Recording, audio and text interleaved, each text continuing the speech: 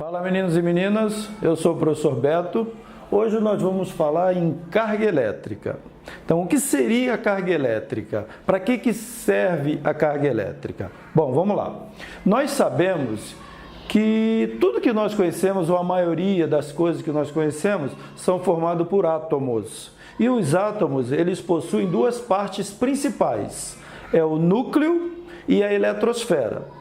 Onde as partículas principais, não estou falando que só existem elas, as partículas principais de um átomo são elétrons, prótons e nêutrons. Então vamos aqui, ó.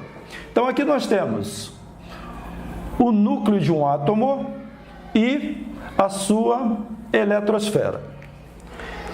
Neste núcleo estão localizados os prótons e os nêutrons. E girando em órbita desse núcleo estão os elétrons. Então vamos imaginar que aqui tem um elétron. Aí, ó. Bom, a pergunta é, por que esse elétron ele fica girando em órbita desse núcleo atômico? Por que ele não escapa dali? A conclusão é, esse elétron ele fica girando porque existe uma força entre o núcleo e o elétron. É esta força de interação que mantém este elétron girando em torno do núcleo atômico. Mas o detalhe é saber quem aqui, prótons ou nêutrons, era responsável por manter esse elétron na sua órbita. Aí partiram este núcleo atômico, fizeram uma fissão nuclear.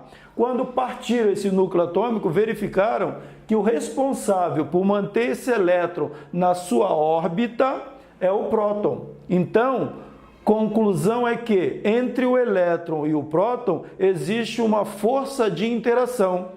Devido a esta interação existente entre essas duas partículas, a elas foi dado o nome de carga elétrica. Então, carga elétrica é o nome que se dá às partículas elétrons e prótons devido à interação existente entre elas. Quando eu falar interação, entenda força existente entre elas. Então, o nêutron não é considerado carga elétrica porque ele não interage com nenhuma das duas partículas do jeito que nós estamos querendo. Bom, então, carga elétrica é o nome dado a essas duas partículas. Então, quando falarmos agora em carga elétrica, nós estamos falando do elétron e do próton, nêutron não. Bom, essas partículas, prótons e elétrons, elas eram representadas por símbolos. O P de próton era representado pelo símbolo positivo e é chamado de próton. O E, elétron, representado pelo símbolo negativo, opa, apagar aqui, é o elétron. Aí, ó. Então, nós falamos que o próton possui carga elétrica positiva, o elétron possui carga elétrica negativa. Bom, aí veio um cientista conhecido como Augustin Coulomb e quantificou o valor da carga elétrica de um elétron e de um próton, e chamou essa carga elétrica de carga elétrica elementar. Então, aqui nós temos, ó, carga elétrica elementar. Nós vamos representar essa carga elétrica elementar pela letra E.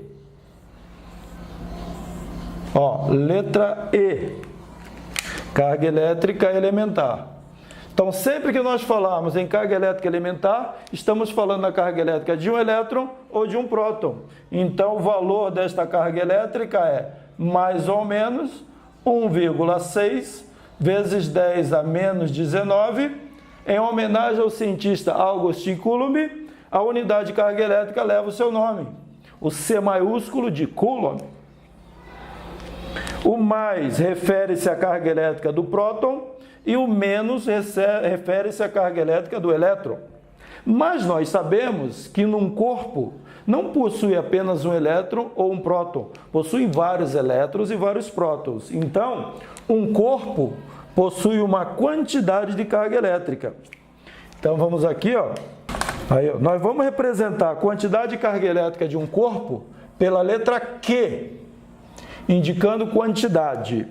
Então, por exemplo, vamos supor que um corpo possui 20.000 elétrons, ou 20.000 prótons, não importa. Então, para calcular a quantidade de carga elétrica que um corpo possui, você pega N, que é o número de elétrons em falta ou em excesso no corpo, ou simplesmente o número de elétrons ou o número de prótons, e multiplica por E, que é a carga elétrica de um elétron ou de um próton.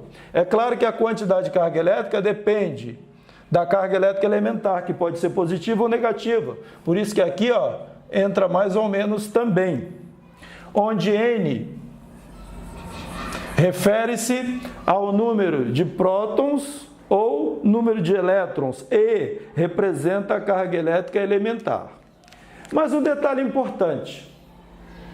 Quando você determina a carga elétrica de um corpo, você tem que pegar a carga elétrica do próton, do elétron e multiplicar pela sua quantidade de elétrons ou de prótons. Então, por exemplo, vamos imaginar que esse corpo aqui, ele possui 1, 2, 3, 4 prótons e este corpo aqui possui 4 elétrons.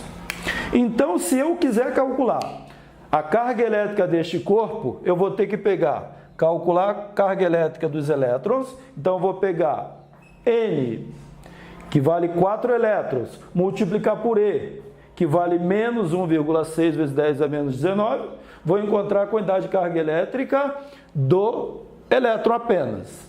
E do próton a mesma coisa. Eu vou ver que a quantidade de carga elétrica que se refere aos elétrons, os elétrons tem o mesmo valor em módulo, tem o mesmo valor em módulo que a carga elétrica do próton. Aí, do próton. Então, se essas duas quantidades são iguais em módulo, significa que uma é positiva e outra é negativa. Então, nós falamos que a quantidade de carga elétrica deste corpo aqui é zero. Ou seja, esse corpo é chamado de corpo neutro. Por quê? Porque o número de elétrons refere-se, ou seja, é igual ao número de prótons. Então, esse corpo está neutro. Agora, se nós tivermos um determinado corpo, aqui, um corpo qualquer, que ele tem 1, 2, 3, 4, 5 prótons, mas ele possui 5 elétrons, mas possui também 3 prótons, isso significa que a quantidade de carga desse corpo não é zero, porque em valores absolutos, a quantidade de carga do elétron é diferente da quantidade de carga do próton. Então, falamos que este corpo aqui possui uma quantidade de carga diferente de zero. Então, esse corpo aqui é chamado de corpo eletrizado. Eletrizado. E como que você calcula a quantidade de carga elétrica deste corpo? Você pega, cada elétron anulou um próton, então sobrou 2 elétrons. Então aqui eu vou pôr 2 multiplicado pela carga do elétron, porque eu tenho a quantidade de elétrons superior aqui. Então eu vou pegar 2 que estão em excesso e vou multiplicar por menos 1,6 vezes 10 a menos 19. Eu descubro qual é a quantidade de carga elétrica deste corpo. Por isso, esse corpo está eletrizado. Esse daqui está neutro, porque a quantidade de elétrons é exatamente igual à quantidade de prótons. Beleza? Bom, espero que tenha ajudado vocês aí.